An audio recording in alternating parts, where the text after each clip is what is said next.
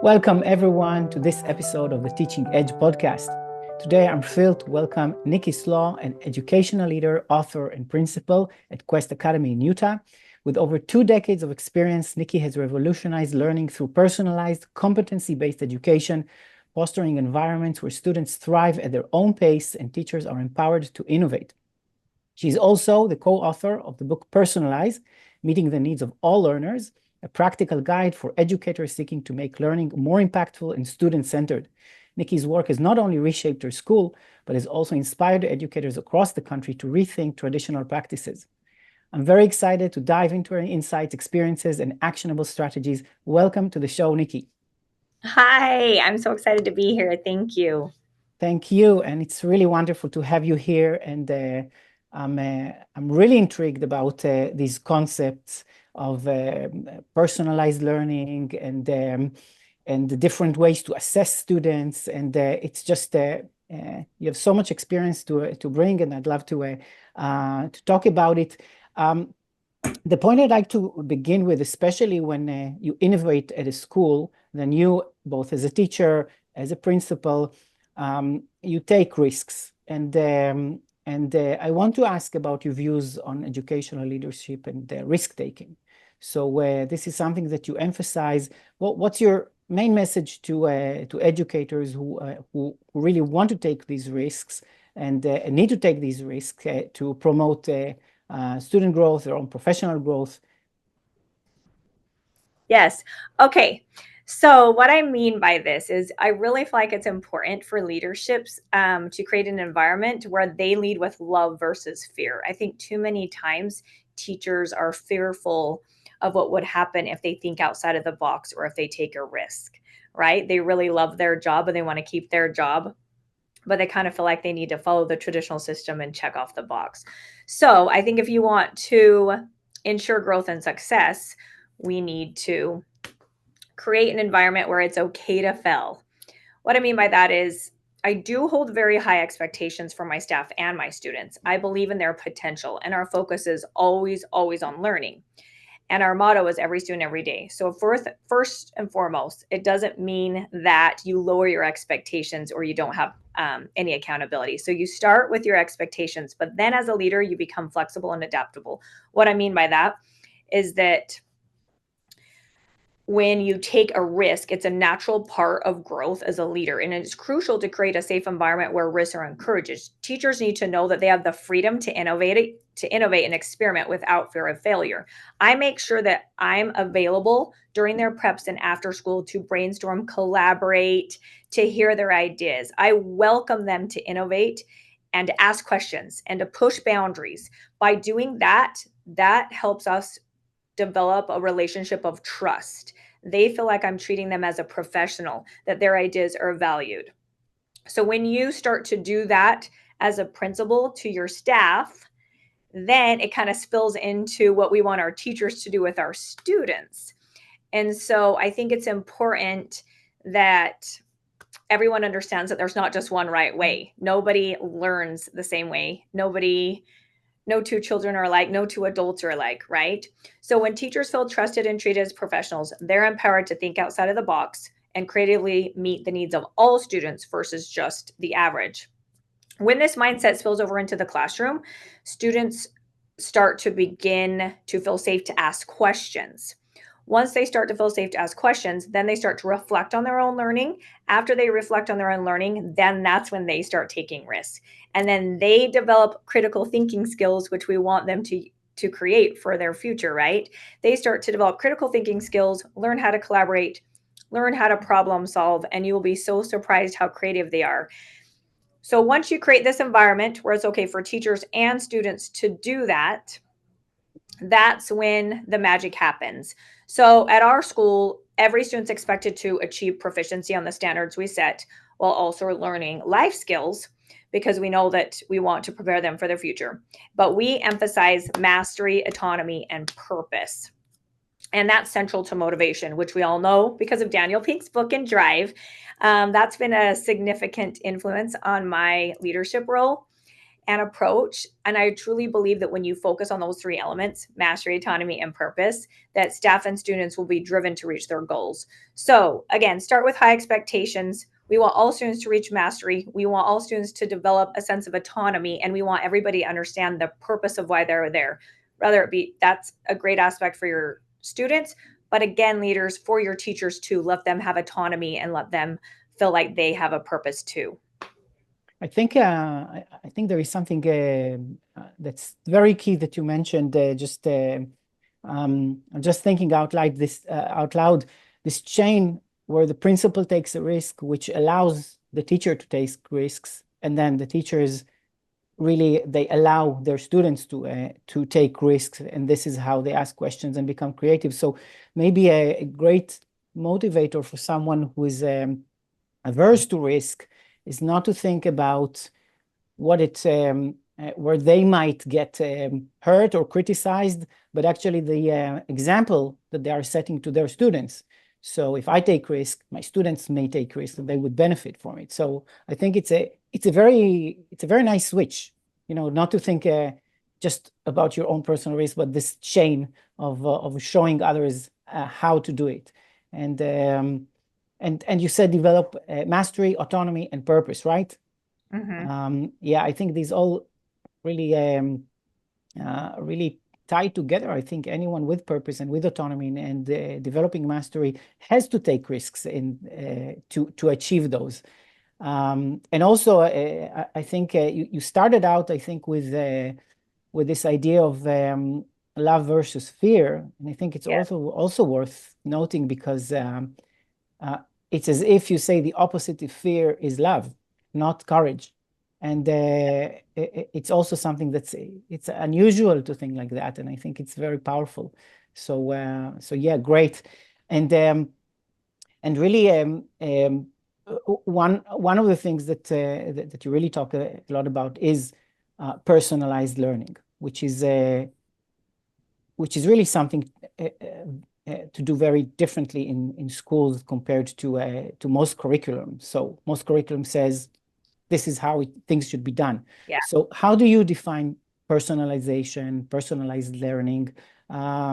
Share some of your perspectives on how this is implemented in your many years of teaching and other schools.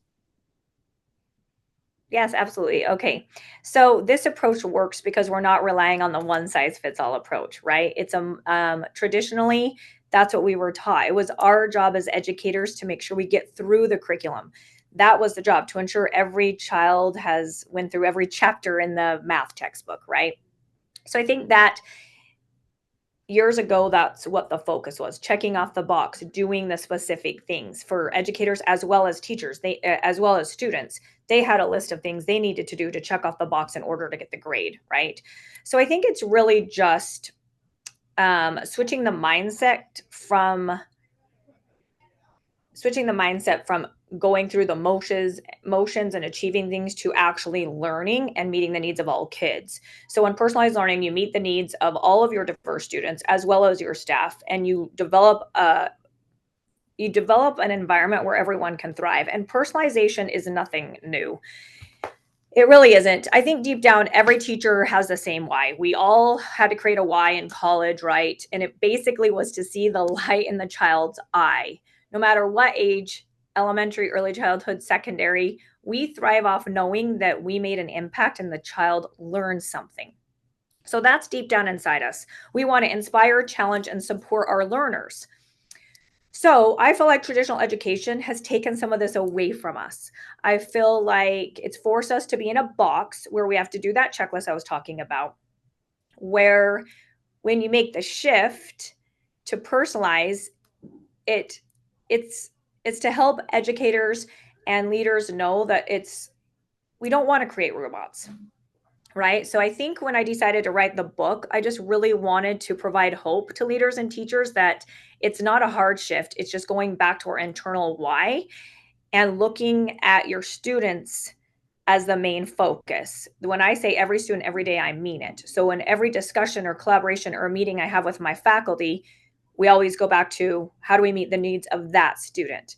So I think it's really just moving away from doing what's on the to-do list to focusing on getting to know the child as a learner, and it'll make your life so much easier. So I thought about this. If we want to move away from the one size fits all teacher-centered approach, we need to do more of a flexible student-centered approach.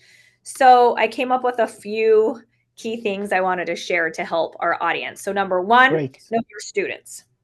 Okay. And then we can kind of chat after each one if you want. So I think it's Yeah. really important to know your students. Relationships and connections are key. You cannot really get to know a child when you're in front of a class talking at them. It's basically impossible, right? You need to remove yourself from that front of the classroom so that you can work one-on-one or in small group with the kids. This is where the magic happens. This is where you get to know the kids. This is where the safe environment happens. This is where they can ask questions. You can provide feedback that are personalized to meet their needs. But setting up a positive culture of learning where the students know that you love them and you care is step one. Do you want me to keep going, or do you want to share anything? Well, I will share that I watched one of your videos from the school Yeah, where it shows the school and something that's very apparent, and I think it says it in the video. When you walk into a class, you don't see the teacher in front of the classroom. You see them never. going around and sitting with the children and sitting with the students. So really removing, this is literally removing yourself from the front of the classroom. So it's really We being on the the same very side of the desk, really. Yes, and going eye to eye with your students. So I removed all teacher desks and I remove all Wow. student desks. That was the first thing 8 years ago when I decided to transform from traditional to personalized. I was previously, and I'll talk about this later, but I've taught kindergarten, first, second, and third grades. That's kind of where my philosophy came 20 years ago when I've been in education for 23 years, but 20 years ago when I was teaching first grade and students were entering my classroom and some students could read, some students couldn't recognize letters and sounds. But I was giving a one size fits all approach where everyone's going to read the fat cat sat on the mat. Everyone's going to have the same spelling words. And I knew in my heart there was a disconnect. Something was wrong. I was like, I have to meet the needs of all students. So within an elementary classroom, that's where we could be creative with stations and centers and differentiation.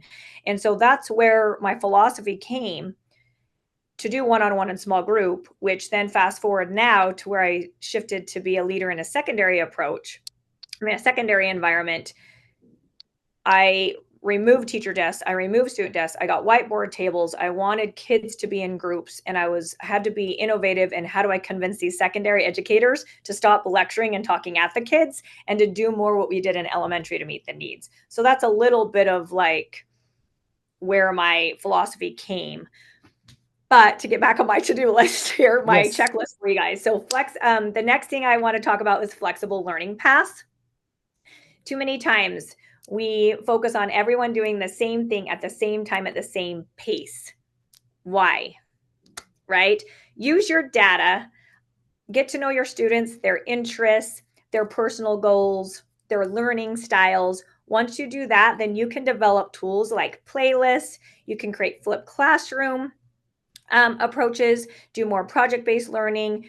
I mean, give more pre-test to identify upfront what they know and what they don't know.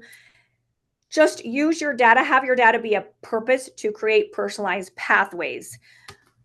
And we talk a lot about this in Eric and I's book also, Personalize.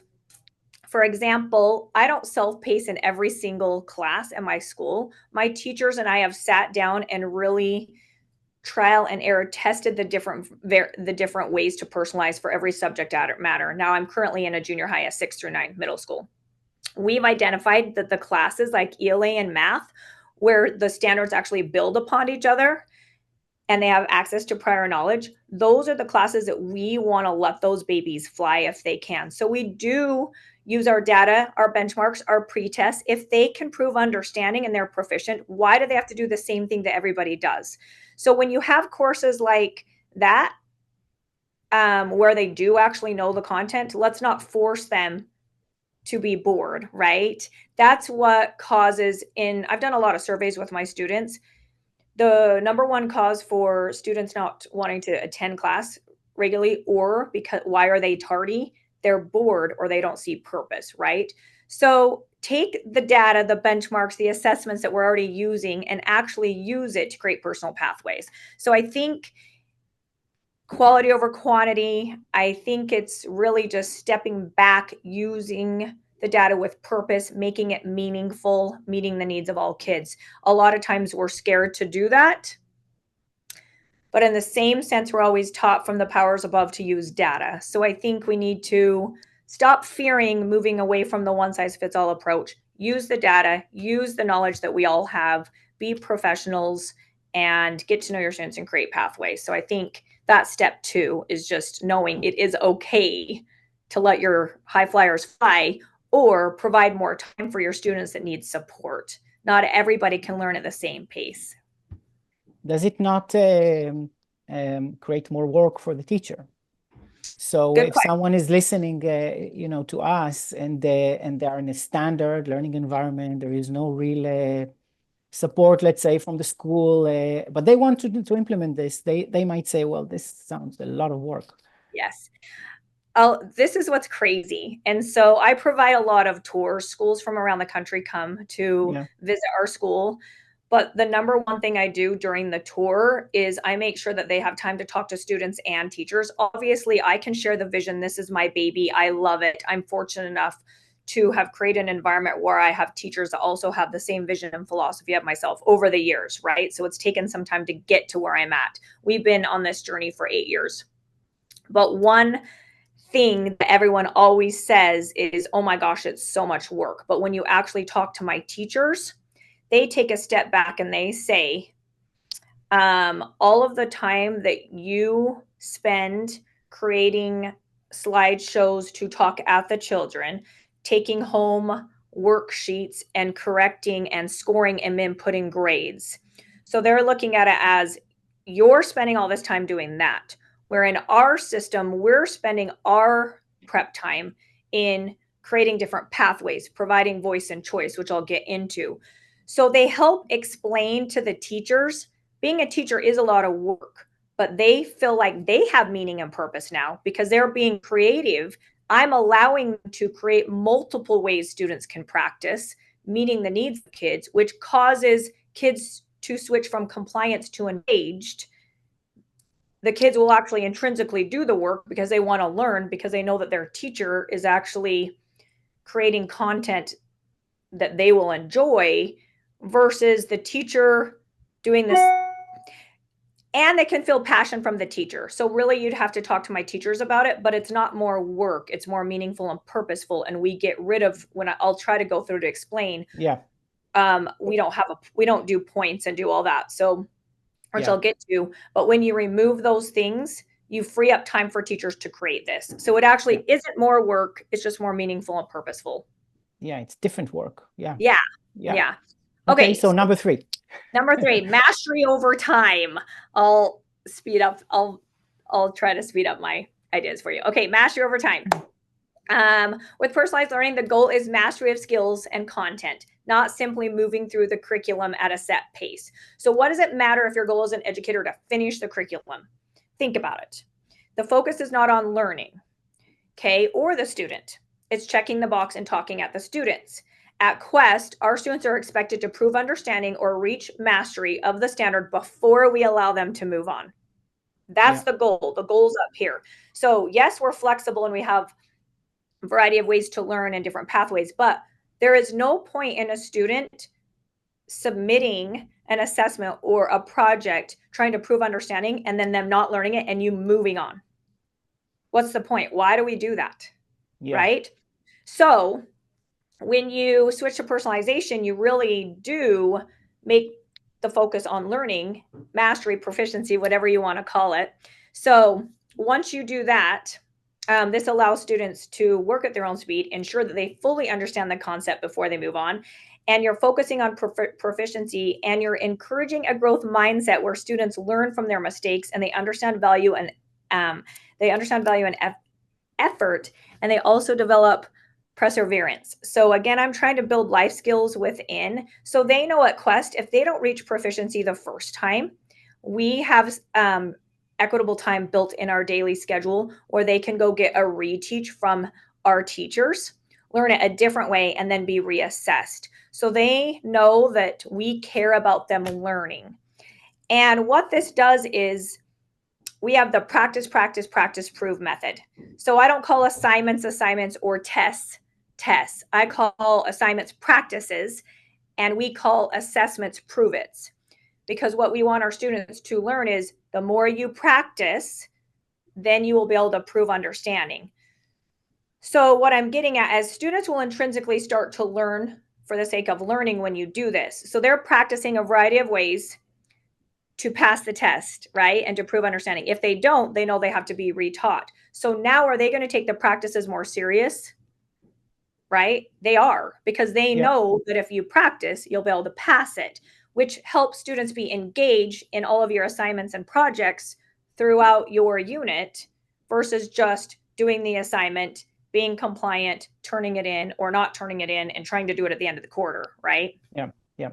So I think we need to focus on mastery versus just turning in assignments, which again Wow. is learning. Okay, choice and voice. Students should be given options on how they learn. For example, at Quest, some of the classes, they have a choice board up front. Some students like to learn by the teacher, so they can do a small group session with the teacher. Other students, they want a flipped classroom approach. They want a video of the teacher that they've pre-recorded, or if they found a great one online, or they can watch, pause, rewind, take notes. Some kids nowadays, they've had a device in their hand. They love learning like YouTube, right? So we provide that option. I have those avid readers that love to annotate and take notes. So we provide articles for those students that like to learn that way. Then I have some students that really love podcasts listening. So we provide options on how to learn, as well as we provide choice in how they practice. So not everyone has to do the same assignment. This is where a variety of choice boards or must do, may do's, or different options are laid out in our classrooms to where they choose how they want to practice. This gives your students autonomy. This makes them feel like they're owning their own learning. This removes the pushback from the students not wanting to do it because they're choosing, right? For example, even as simple as in an English classroom, providing maybe you're all working on the same standard, right? Begin with end in mind. So everyone's working on comparing, contrasting the content. Well, everyone's focused on the same standard, but you put 3 different articles for them to read based off the interests with the kids in your class. Now, all of a sudden, they know you care about them. You know what they like. You're allowing them to read an article that they want. But guess what? They're still mastering the standard. So just something simple as that. Or in science, some people like online simulations where others want a hands-on lab, where others might want to read a picture book. So just giving kids the autonomy to choose how to practice, which will move away from compliance and increase engagement, right? And then finally, why do they all have to take the same test? All we really care about is if they can prove understanding. Did they learn the content? So we also provide a variety of options of how they could demonstrate learning. Again, depending on the subject area, varies on how that works. So whether it's through projects, presentations, written work, discussions, we allow our students to have voice in how they show understanding, just to make it more meaningful and increase motivation. Wow. That's amazing. And you as a principal really need to get these resources together. So Yes. yeah, so there is a lot of thought that goes into this and a lot of preparation for this experience to happen for the students. That's amazing. And To that, I had to let my teachers take risks, right? So my yeah, teachers have to come to me, how I talked earlier, and be like, "Oh, I think I want to try this." I have to say to them, "Try it. If it doesn't work, come back. We'll go back to the drawing boards and try it again." The only way we've got to where we are is because I've allowed my teachers to test things and to, think outside of the box. So it goes back to that taking risks and a culture like that. yeah, and they must have brought many of the ideas themselves. They I'm have sure. so many, but I Yeah, know you have. We'll talk about AI. I'm assuming in the future, but AI really does help. 8 years ago, I didn't have AI to help my teachers. They yeah, really had to brainstorm and collaborate. But now AI has been a savior in guiding them with their personalization. We can talk about that. Okay, really fast, important, regular feedback and support. Personalized learning relies heavily on continuous feedback. Teachers should provide timely, actionable feedback to help students understand their progress and areas for improvement. And this can be done through one-on-one conference, digital platforms, or quick check-ins. But in order to give students opportunity to reflect and self-assess and to sit and learn, again, you need to remove yourself from the front of the classroom, which when you provide all these choice options and when you try to keep your mini lessons, we also keep our mini lessons at 15 minutes tops. When you do that, then you can circulate around the room, meet with the students one-on-one. I require daily exit tickets, formative assessments every day, quick 2 to 3 questions, rather it be on a whiteboard, post-it, digital platform. My teachers rely heavily on formative assessments every day to drive the next day's class, so they know who they need to pull one-on-one or small group. And giving that feedback and being proactive in the learning, this helps ensure that they'll pass the prove it the first time, right? So versus just talking at them, going through the lessons, giving the test, then being like, crap, they didn't learn this. Now, when do I fix it? If you're circulating and meeting one-on-one throughout the learning process, then you can fix and improve and provide feedback to help them. This is also where the teacher and student become very close because they're constantly talking and communicating. And again, that's more beneficial for them than you passing back a paper and that says 18 out of 25. Yeah. Right? Yeah. Okay, collaboration. I think it's really important to provide time for your students to collaborate as well as your teachers. I won't go into that, but too many times we think silent students and compliance is where the learning happens. But actually, I like to call it controlled chaos. They have to be turning and talking, and everyone needs a voice, right? And then, teacher support and PD. I always want to encourage my leaders. There's so much stuff going around with, the principal could just send a memo out on an email. We don't want to meet with our principal and do faculty meetings, right? Which I get if you're doing busy work. But my Fridays at Quest, we've built in professional learning from 1:30 to 4 every Friday.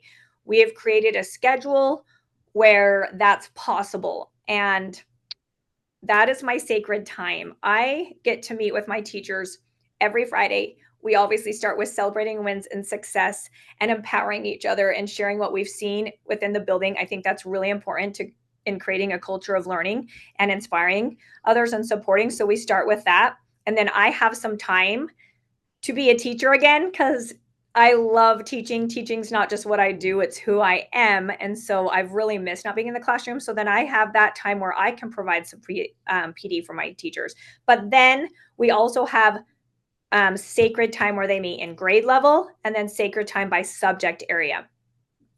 All of it has meaning and purpose. The focus is always on meeting the students' needs.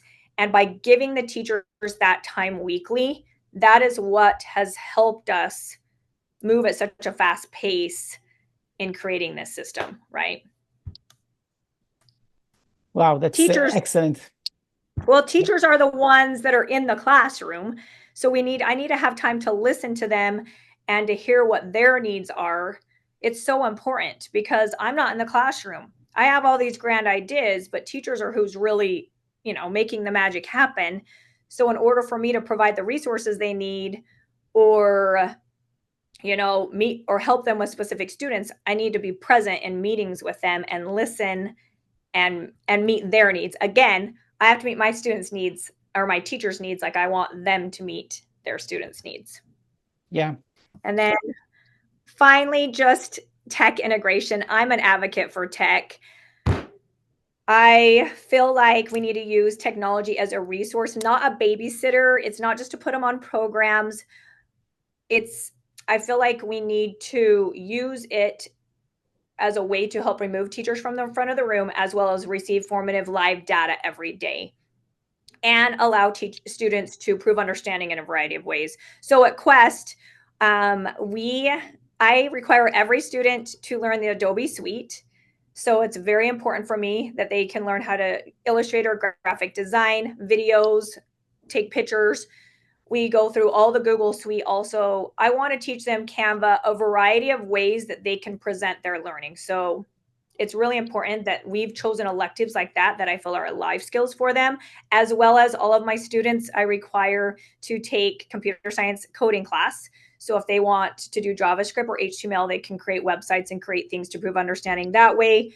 And another thing we do is we require communication public speaking classes to help them learn how to present and be advocates for themselves and, not be shy. So my non-core classes, I make sure that I have classes that will help them utilize technology as a tool and a resource, not just get on and do a document or get an adaptive program, right? And there's so many amazing resources out there where you can ask, like Padlet, you can have digital discussions, Nearpod, Mentimeter, so many different programs where you can get instant access so you know what to do the next day in class. So, all right, that's it. Wow, that's amazing. That's amazing. When you talk about tech, and I love technology. It actually brings me back when I think at seventh or eighth grade I was required to learn touch typing at school on an actual typewriter. One of the best gifts I ever got for life. So and if you teach them the Adobe Suite, the Google Suite, Canva, and so on, these are just tools for life. It's just amazing.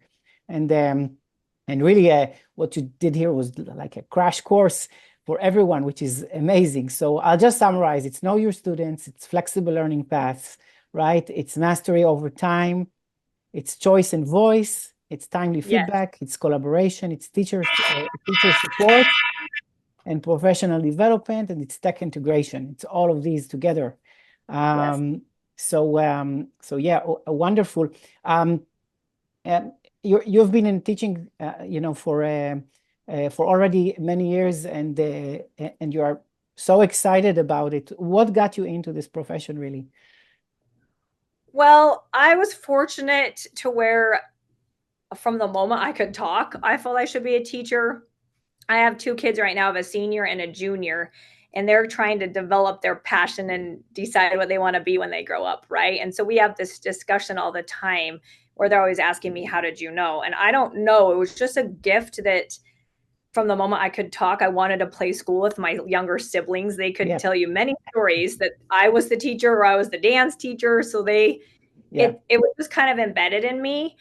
And then I really believe that our job on earth is to serve others. So I think my best advice to everyone, including like my students, when they come in with their problems and their trials and their stresses, because that's what us teenagers have as well as adults, I remind them that when we focus on others and we serve others, that it helps our own mental health and different things. So I just think serving others has brought me happiness in my life. So that's part of it. I was trying to think about this. I honestly can say I've loved every single day for the past 23 years. Rather, it was being in kindergarten, first, second, third. I did instructional coaching for 4 years.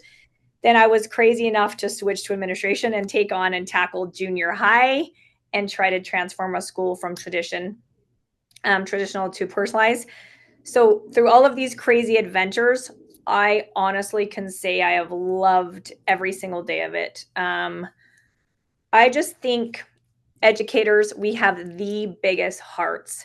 We love other people's children. And so not a day goes by that I'm not thankful for that, because I honestly, whether I'm working with my own students or I've been doing consulting or I go out of state to work with other schools, I find myself falling in love with those students. And I think that's a gift when we have such a big heart and we can love these students and our focus is on these students, then I don't know. It just really helps everything. And I don't know. It's just kind of unexplainable, right? That we have that as educators. Yeah. It looks like you were born with it. Yeah, that's wonderful. Do you see this really spreading out? Do you see other educators taking what you teach and taking this approach? You say many people come to view how you do things. So how do you see this spreading to other schools? I think I think the biggest sell is the culture when they come in and they see such a positive culture and the students talking about the learning and the students referencing to their rubrics or proficiency skills, and they actually have teacher clarity. It's clear and transparent what they're learning when they're listening to the students talking about what they're learning while they're learning it. Where are they at in the learning process? It like really catches them. It's that missing piece that students are actually carrying. Um, so I believe that it is inspiring for them to see, and they do want to do it. And I also believe it's helped me with teacher retention. Once I get teachers in this environment and they start teaching this way, it is job security for me, for them, because they don't want to go to a traditional setting, right? So Yeah. I wish, like, that's the best part of the tours, is they really ask the teachers, how was the switch? All of them can share the passion that they have, because again, it comes down to, there's no more fighting for missing assignments, there's no more disengaged kids, there's no more attitudes. It really fixes everything when you make this switch. Not because it's rocket science, we're still doing the same thing we've always done. We're just getting to know the kids as a kid, moving away from the front of the classroom, having time to meet one-on-one. There's no need for missing assignments because you're being proactive in their learning process. They're engaged. And if they don't pass it the first time, we've created a time throughout the day where they can reteach their students or provide after school tutoring. So teaching is hard, right? Teaching is time consuming, but I can promise you that the passion will come back, and you won't be burnt out doing work that you don't love, because the teachers get to be creative and actually create stuff. You know what I mean? Obviously, we're doing state standards. We want to beat the state scores as well as the community schools. We always want to prove, we want to be accountable. We want to prove that our students are learning, but we want to do it in a way that we all feel is best. And so I think just having teachers come here and see that it's possible, it gives them hope. And then I have loved, not, I've worked with schools in Utah a lot, but now I'm in California. I've been to Florida, North Dakota. I have loved seeing the light in the eyes of all the teachers, no matter where I go, and then them really just all thriving, just to fall in love with their job again, right? All of us want to. I think after so many years, you kind of get in a rut. And so I think they've really liked hearing that it is possible. Yeah, yeah. I think maybe this sums it up really, really nicely. To fall back in love with their job. Suddenly, they see the students light up when they are at school, which maybe they're not used to seeing every day. Yes. Yeah, I can imagine. Definitely, definitely. Um, I want to talk a little bit about your book, but before your book, if you had to think of 3 books that you could gift every teacher, what would these be?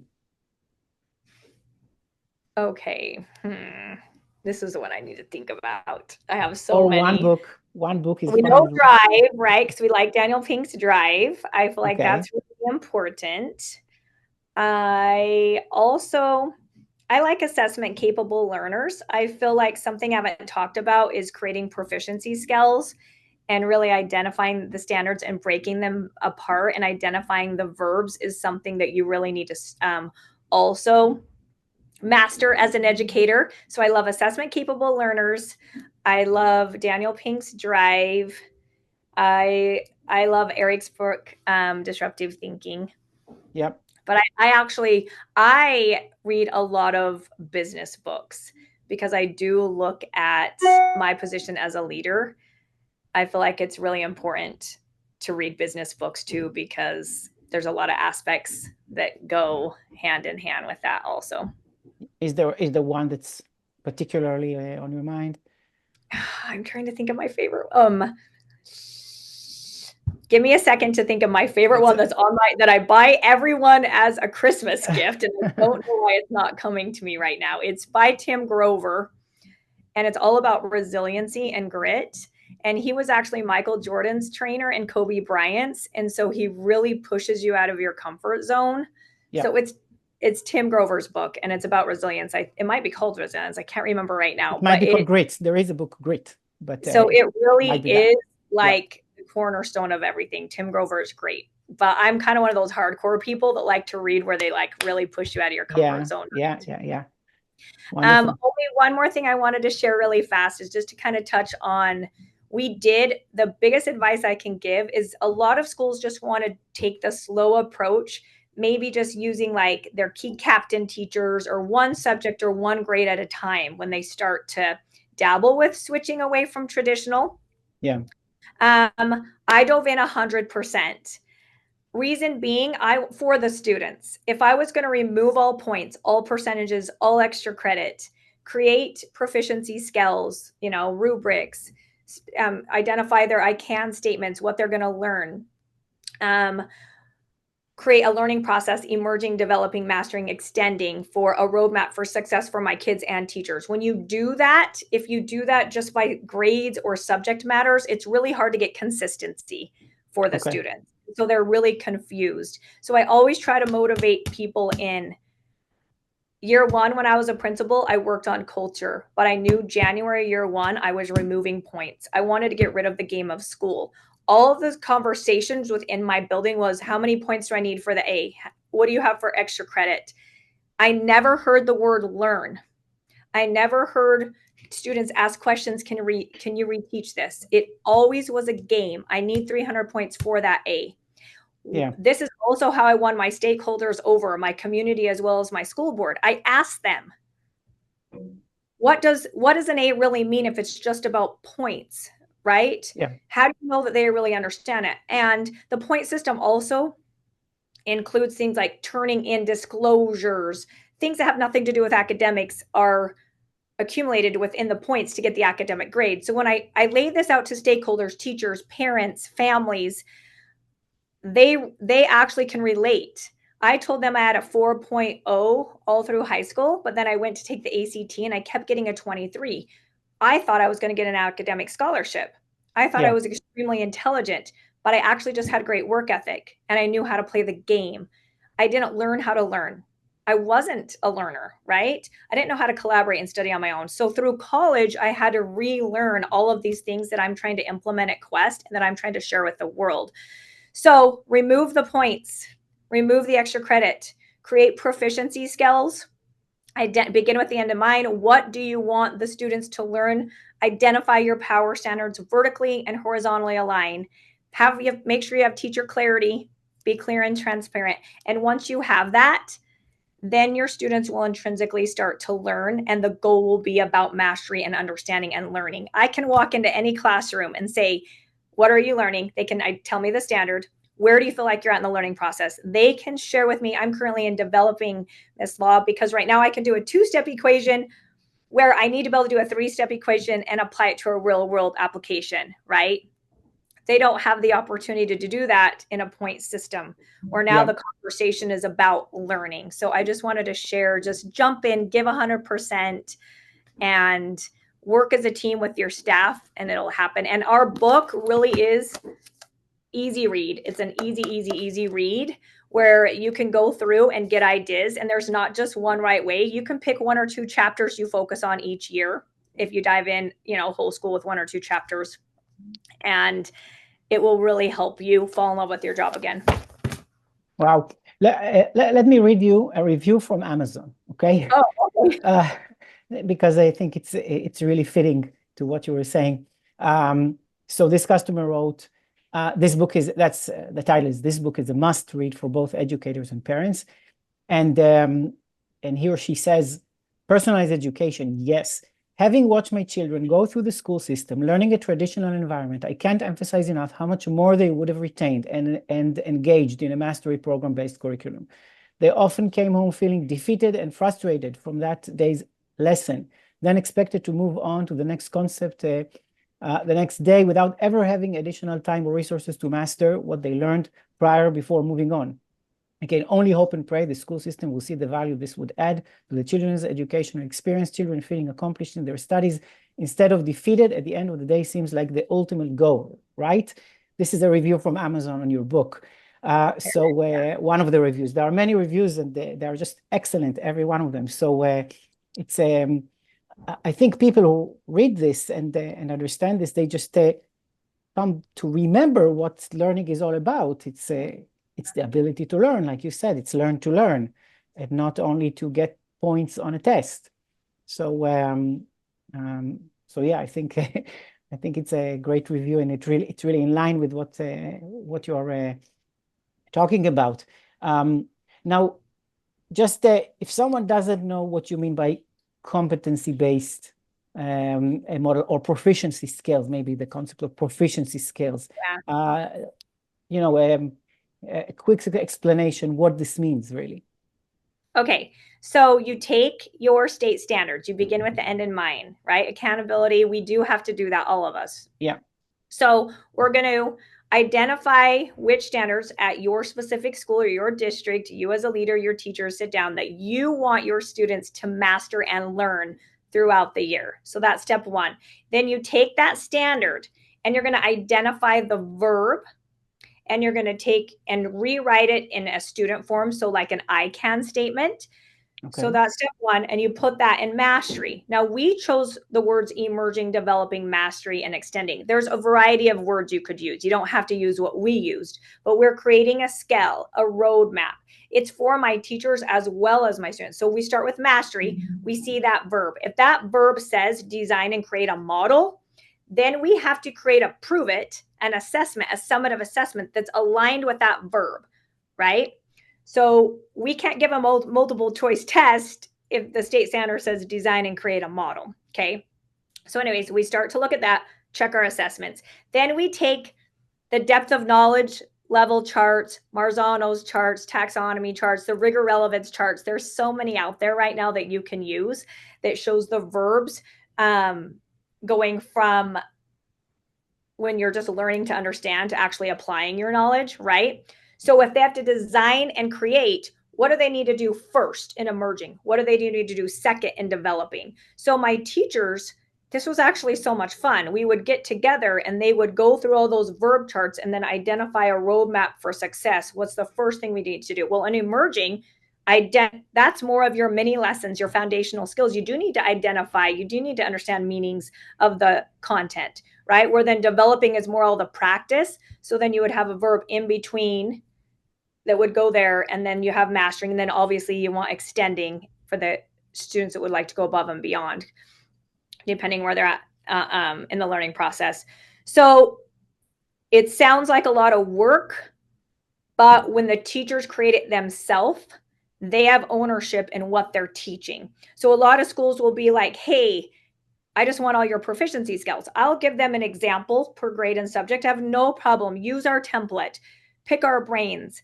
But I think it's important for each school to identify what power standards they want, look at the curriculum, the resources they have that they want to build upon, but I think it's important in that identifying those verbs. And that is taught in the assessment capable learners. They kind of go through that will kind of help you learn how to break it down. But once you do that, you are a better teacher and your students can identify where they're at. So that's what we use to grade.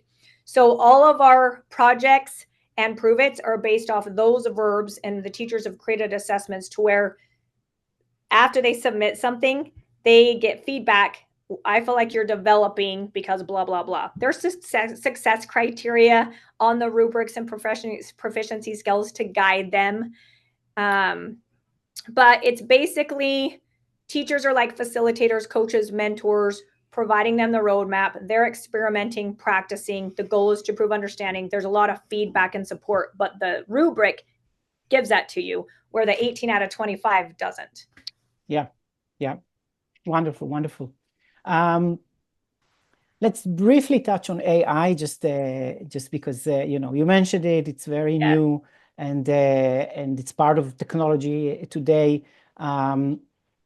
What's your take on AI? Because many feel that it may cause problems and make it maybe easier for the students, and then they miss out on learning. How do you look at that?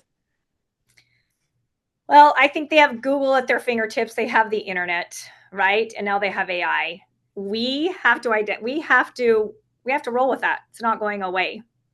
So I think we need to look at as how do we use AI as professionals. So my teachers have played with it a lot. We can't rely on it to teach the student, but we can drop a standard in. If we need additional practice problems for a reteach session we're doing with a student, it's so quick and easy. You can drop that standard in, tell AI what you need, Yeah. and it can provide you examples. So you can do that quick reteach so fast. I know my ELA teachers have taken specific stories, articles that they're having their students read, and they drop it in and change the Lexile levels really fast so that they Right. can personalize and meet the needs. Another quick example is when we're creating, let's say, a math story problem. If you know a student loves to eat at Chick-fil-A, this seems so Yeah. easy, Yeah. simple. But you drop in the standard, ask AI to create a math story problem based off that standard, but include Chick-fil-A. Guess what? Now that student is engaged and that student knows that you have paid attention to their interests and they will do the work. Yeah. So these are just little things. Oh, I need 3 choice activities based on this child's learning activity on that standard. Okay. I wouldn't have, or drop in a standard and it can help you with your proficiency skills. This is mastery. What can you drop it down to a DOK1 level? What verbs would you use for that standard? So if even new teachers, if they're struggling with actually creating those proficiency skills, it can help you create them. And then, to be honest, I'm using it already. We have the state of Utah allows Magic School AI for students to use. So we're testing it right now with our English classes, and we are teaching them how to use it with integrity. So instead of acting like it doesn't exist or telling them not to use it, we're having them use it during specific parts of the essay. And we're also having the bot, Raina, be the peer editor, and we're teaching them how to ask it questions. So I think it's our job to prepare them for the future and, teach them what integrity is with technology versus act like it doesn't exist. Yeah. Yeah. Yeah. Makes a lot of sense. If you think of, well, you have so much wisdom and you've really developed so much, but if you think of maybe the most uncommon piece of advice that you've given about teaching that most teachers should know about, what would that be? I really think it's kind of what I just keep going back to. Leaders, you need to be the energy you want to attract. It starts at the top. Your energy sets the tone for the entire school. What you do for your teachers will spill into what your teachers do for your students. I think, like you said, a lot of people don't look at that aspect, how it all goes together. I truly believe leading with love is something we never talk about. We don't use the word love in education for a variety of reasons, but deep down, we do love our students. We do love our job. We are passionate about it. So I think leading with love versus fear, remembering that you're the energy, you set the energy that you want to attract in the whole school, and even teachers in the classroom, right? I think too many times it's about doing all these things and looking at the data. Yes, that's important, but I think the relationships and the connections and teaching the students life skills and developing autonomy is most important. And then when you have that culture of learning that's positive, academics will happen. It just will. Yeah. Instead of start with the academics, it's the other way around. Yeah, the academics will happen. I like that. All right. Let's finish with a very quick round of quick questions, okay? Okay. Okay. Teacher's role becoming more important or marginal? I feel like it's so negative on social media right now, and no one wants to go into education. So I think it's more important than ever for us to find good educators at the moment, because I think we're having a teacher shortage. So again, I want to, send positivity out across everywhere to help people choose education as their career. Great. Technology in education has made things better for students or worse? I'm an advocate for it. I think it's better. I think blended learning is key. It can never replace a teacher, but I think you need both. Okay, great. Goal of education, is it to prepare workers or inspire individuals? I think inspire individuals to self-reflect, self-assess, and just, identify how they learn best, because that's the goal, to create lifelong learners. Great.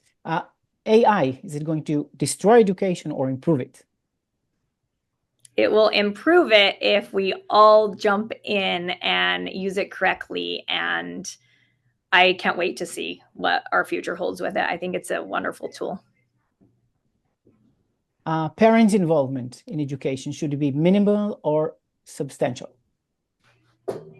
I feel like having parents involved will always help. It's really important for them to understand the why at your school or your classroom, and to understand what their students are doing. So I do think it's important to have parents involved, but not a necessity. I think us as teachers can share enough love to help those students that aren't fortunate enough to have that.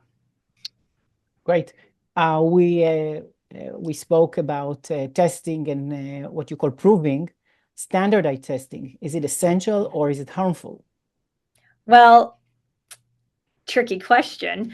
I think we do need some accountability. I understand why we have standardized testing. I think it's very important that overall we all have accountability. I think that's very important for any career or any job, right? So I am fine with standardized testing.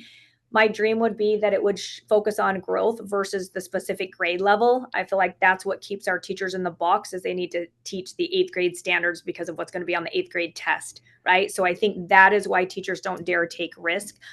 My dream would be we take a test at the beginning of the year to identify where they're at. It doesn't matter if they are a 1, 2, 3, or 4 based on most end of level score, end of level tests.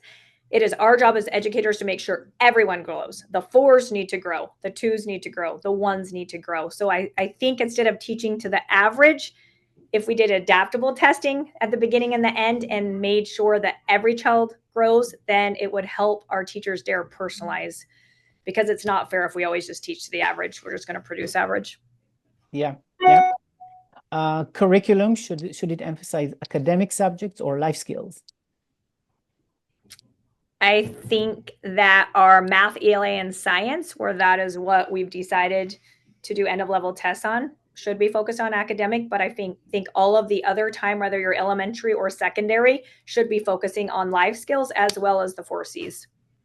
Yes, and real world application. No reason to not. Yeah, as you've added a lot in your school. Mm-hmm. What about discipline? Should it be strict or lenient? I'm a lead with love person. Again, they know I have high expectations for mastery and for different things. But in my school, I don't have like a 3 strikes, you're out. I don't have a one size fits all discipline system. I think you need warm, strict. I think you need to have expectations, but they also need to know that you love them and care them. I think if you're too warm, it won't work. And I think if you're too strict, it won't work.